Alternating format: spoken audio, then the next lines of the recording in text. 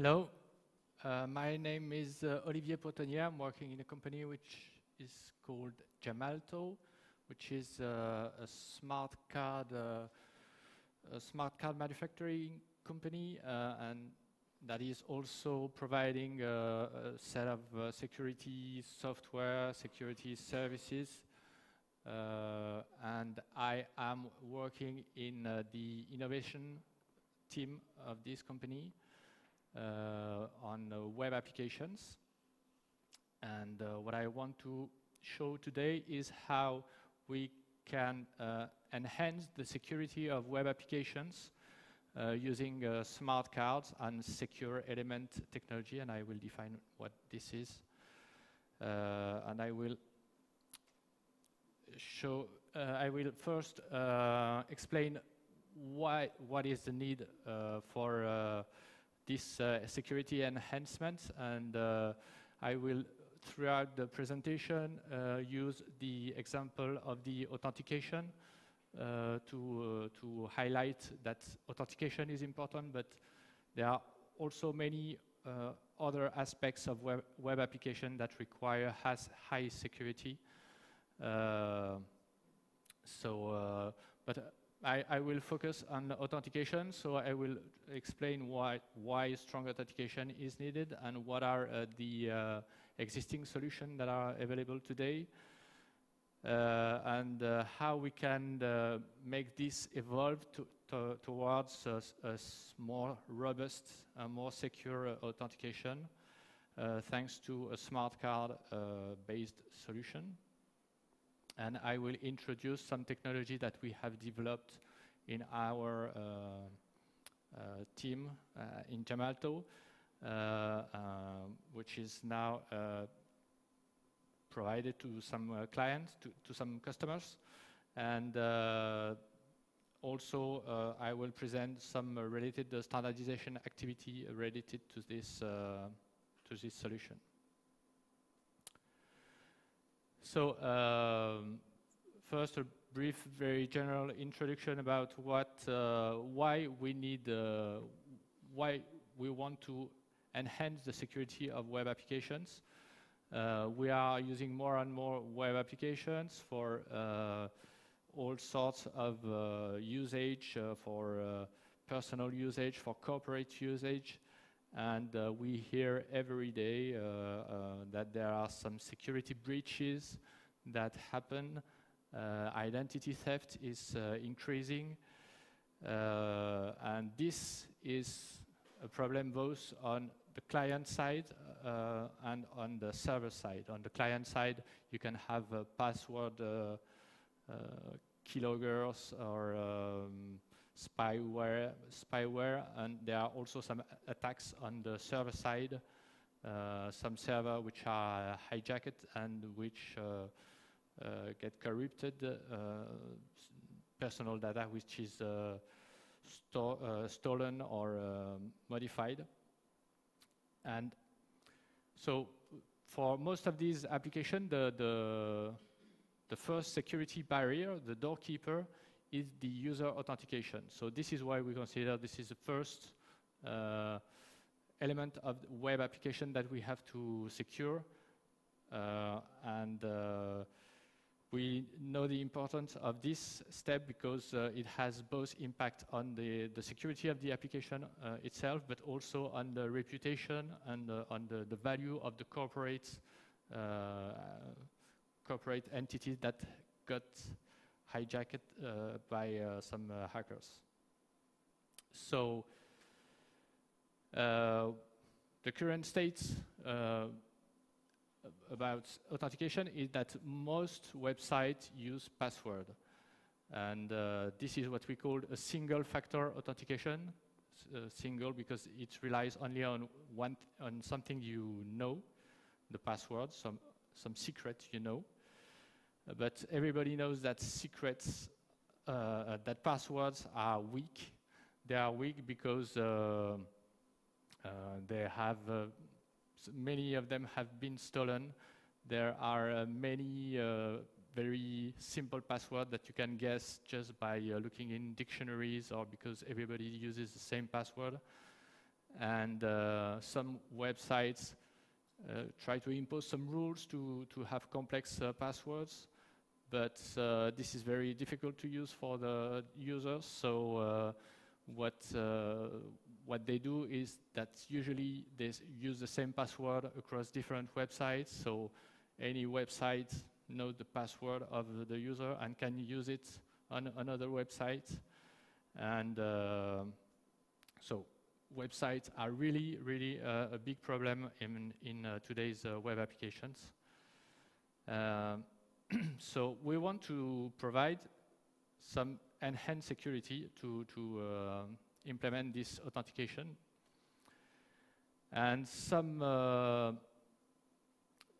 proposals have been made to do that, and single sign-on is one of the good ones. It offers a delegation mechanism between service providers and an identity provider. So service provider, which are, say, websites, delegate the authentication of their user to an identity provider. So the identity provider is a trusted server, trusted by all the service providers. And it's the only server in this federation that knows the secrets and that performs the user authentication. So the advantage is that once a user is logged in into an identity provider, he can or she can access all the service providers that trust this identity provider. Another advantage is that the user does not have multiple passwords to remember, because there is only one password on the identity provider. And then it's also a single server that has to be secured instead of trying to secure all the authentication that are spread across multiple servers. So now there is only one server.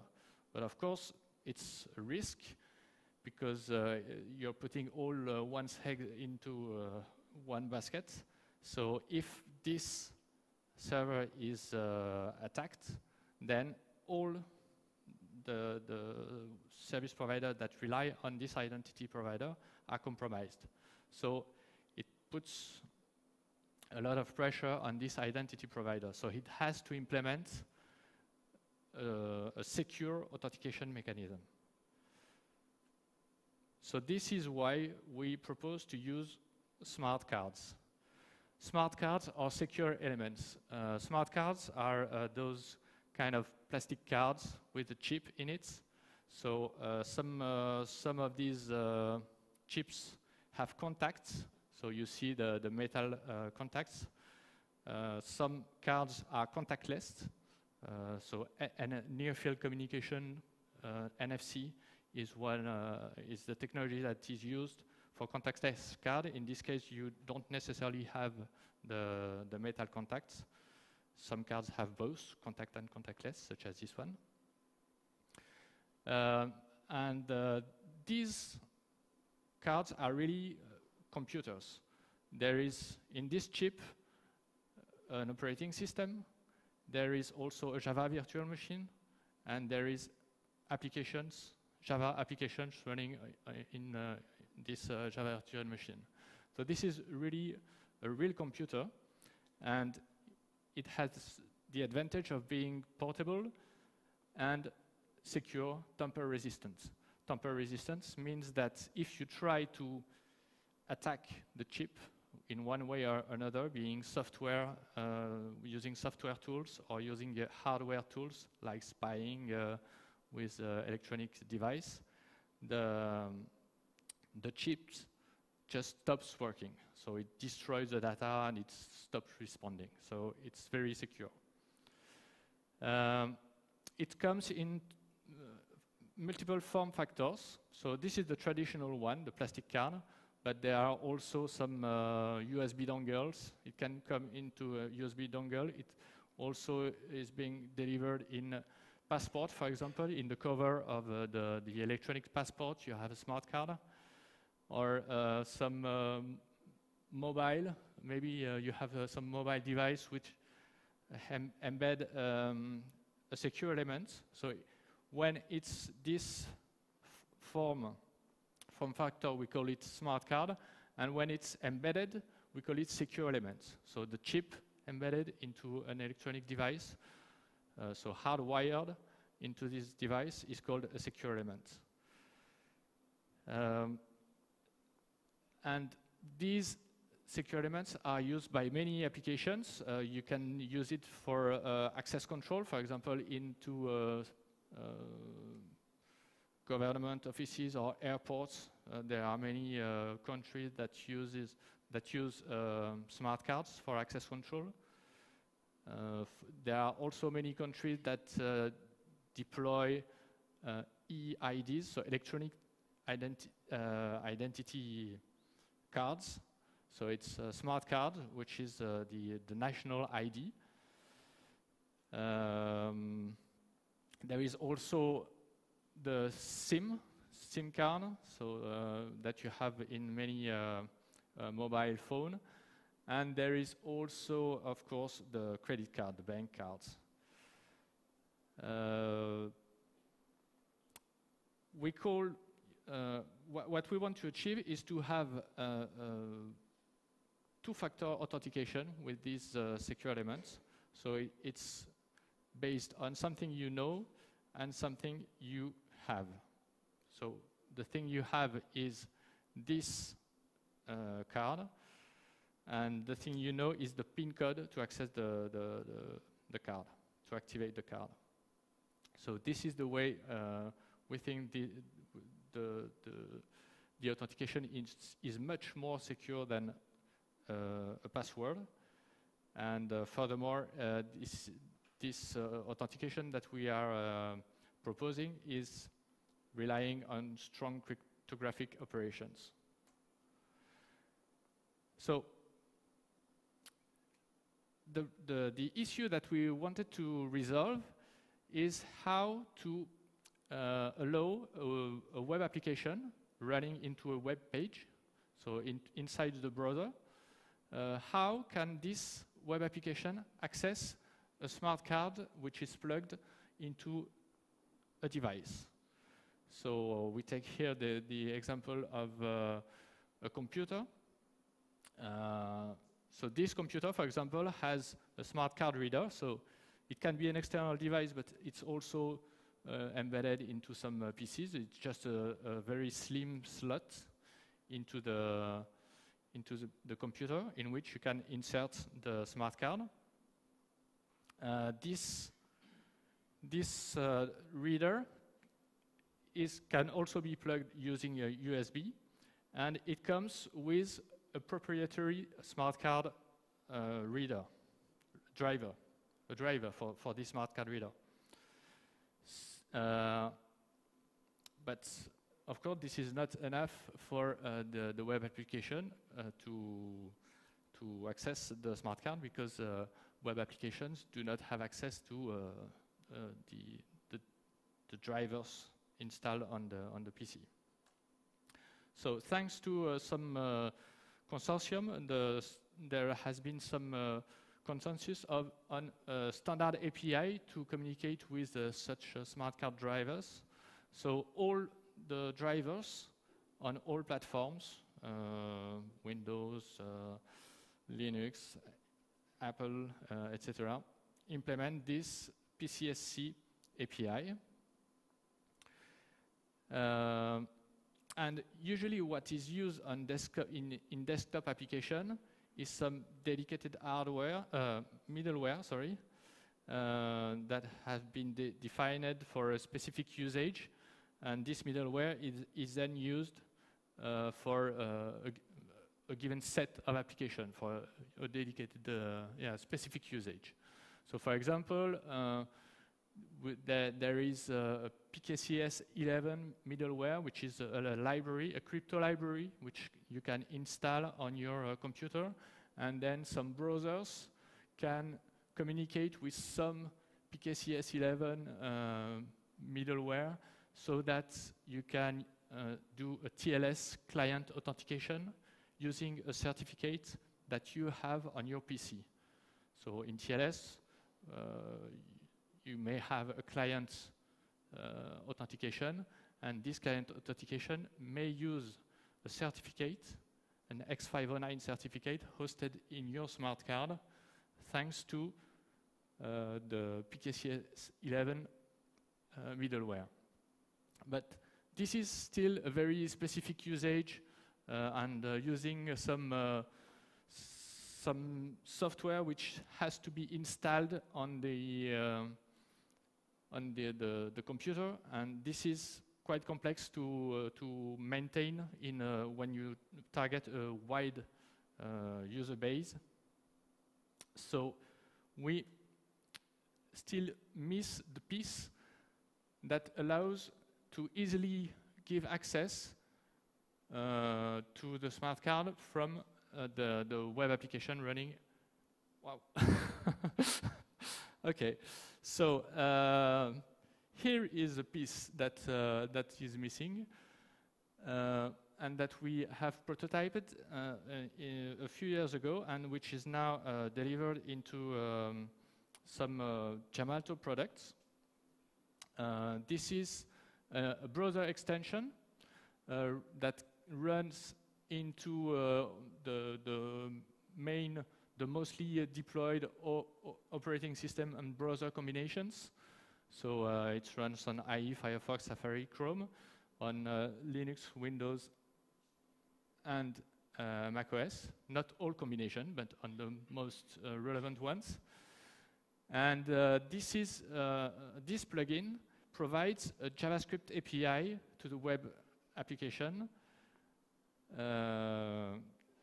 and implements this API on top on the PCSC API, so the native PCSC API. So it makes the bridge between the JavaScript and the native part.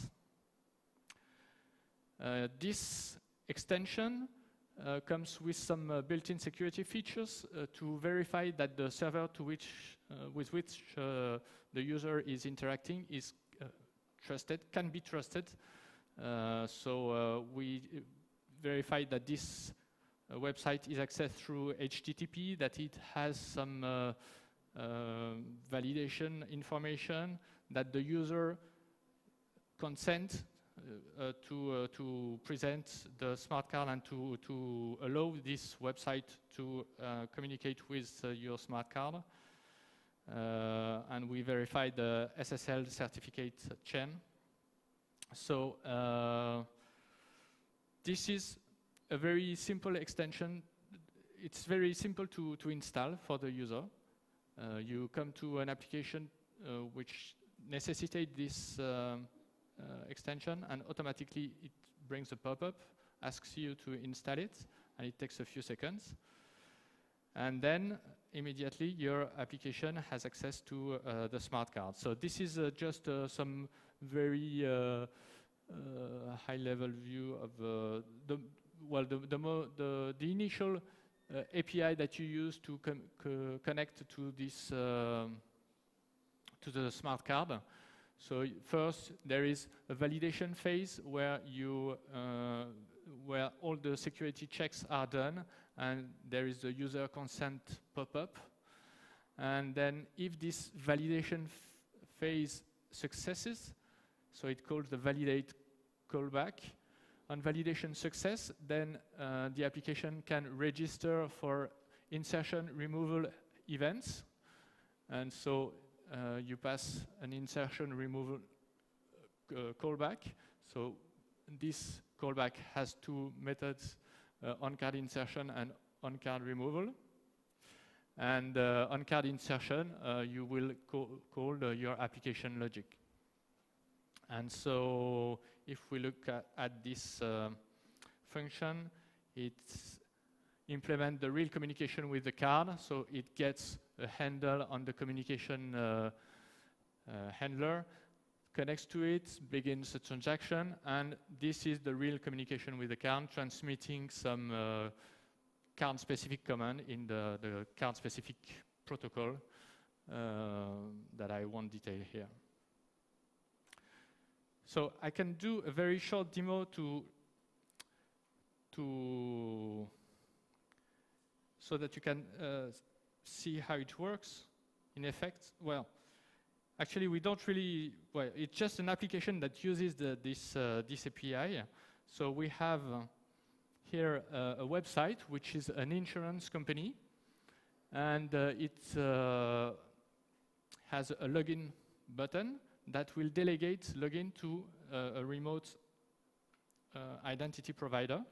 So what I will do is that I will use this smart card reader, which is a NFC reader, so that I don't even have to plug the card. Here I click, our identity provider supports different authentication methods, but here I selected the smart card authentication method to connect, to login. So this iframe comes from the identity provider and asks me to present the smart card, so I can insert it into a contact reader or just present it to my contactless reader. And here I have to enter my PIN code. Here there is a cryptographic operation that takes place, and the identity provider validates my authentication and returns a signed assertion to this insurance service to say that, yes, I am Olivier Potonniée. So this is just to show you that it's very user-friendly, and this is thanks to this plugin that we have. So just a very rapid overview of how this authentication takes place. There is a challenge which is acquired from the identity provider, which is signed by the smart card using X509 PKI certificate in the smart card, and the cryptogram is returned to the server, which verifies the signature and verifies the certificate, which is sent also in this step. The smart card certificate is sent back to the server, and the server validates the full chain of the certificate. So I did the demo offline because I saw that the network was not very reliable. So the URL that you saw during the demo were local to my PC. But if you want, you can check the full demo showing many more features at this address. So I talked mostly about authentication, but and for authentication I only showed the PKI authentication, but there are also some other smart card application that can be used for authentication, especially OTP, one-time password. So there are many smart cards that implement the one-time password engine. So the smart card is in charge of generating the one-time password. And there are many USB dongles that are implemented using this technology, embedding a smart card. In addition to authentication, this exact same technology can be used to do some digital signature. And actually the insurance service that I just showed is offering also to sign a document, so a PDF document. So we have also a digital signature service, which implements signature as a service. And you can ask to this service to sign a form, and this server generates a PDF, signs it, asks the user to sign the PDF with a smart card, and then the signed PDF is sent back to the service provider. So digital signature is also a major use case for this kind of technology, and any cryptography related operation also is well adapted for this technology, because smart cards have strong cryptography implemented inside them. And as there are a lot of smart cards already deployed today, there are sometimes the need to update them. For example, when you have some certificates into a smart card, you need to renew the certificates approximately every 2 years. The standard validity of a certificate is 2 years. So to renew the certificate, it can be very useful to do it using a web server, and we also have some demo showing this. You can also deploy new application on a web card, etc. So what I explained is that we use today an extension, a broader extension to implement this API, and we do this because we don't have any other choice, but we would rather prefer to have an API provided by the browser, and this is why we are participating to W3C activity to standardize a secure element API, what is called a secure element API.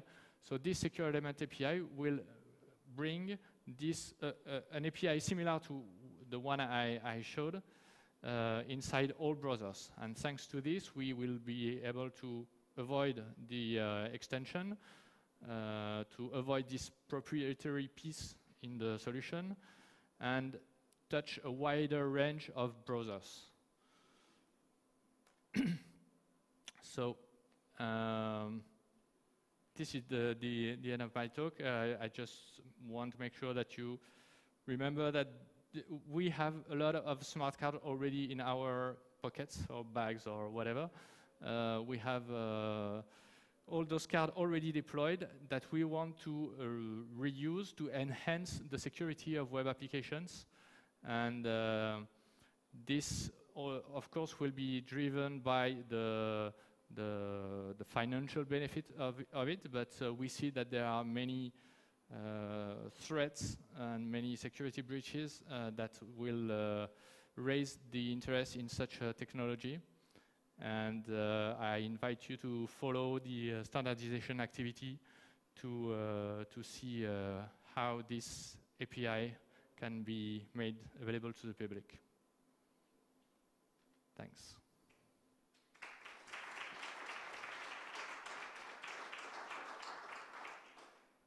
I don't know if we have time for questions, or if there is any question. Good. Thanks.